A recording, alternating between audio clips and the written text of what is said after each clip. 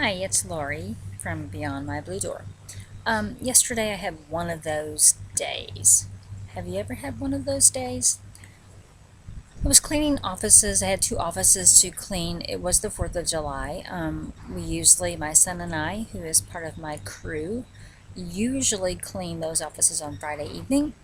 And since both offices were closed, we decided to go ahead and do them in the morning. So we did. And I was at the first office cleaning as I generally do, following the steps. And they have soap dispensers in the restrooms at this office building. So the soap dispenser lid lifts off, but it has this little key that goes into a tiny little hole. The key's been missing since I've been doing this for 7 years. So what you can use is the end of a sucker, like the stick of a sucker. I've not been very successful with that. What I am successful with is an ink pen. I'll stick the tip of an ink pen in the hole in the dispenser, and it releases something to make the lid flip up. Well, that's what I did. I've done that a bunch of times. Generally, it ruins the pen, so I toss the pen. For some reason, yesterday I didn't immediately toss the pen.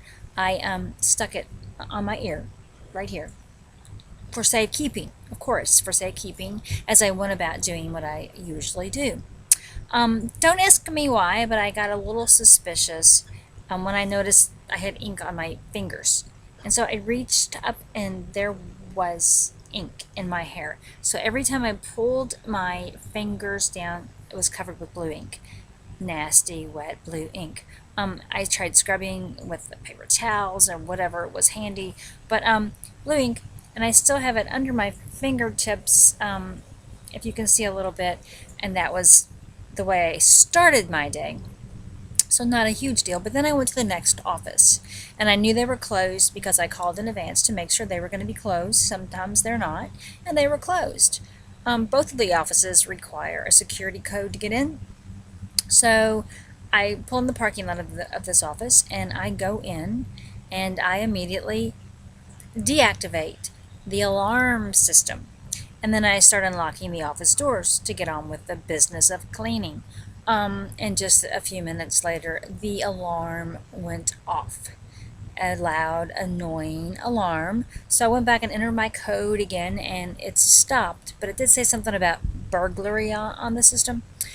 So a few minutes later, an employee who works there that I've seen before walks in, and I said, James, the alarm system just went off. I just tripped the system and it went off. He was like, "Oh man, my bad. I was here working in the garage area, and I left for just a few minutes, so I thought I wouldn't set the alarm." So apparently, when I went in to deactivate the alarm, it was already deactivated. So in effect, I set the alarm. So we went on about cleaning and wondering if there were going to be any police officers show up.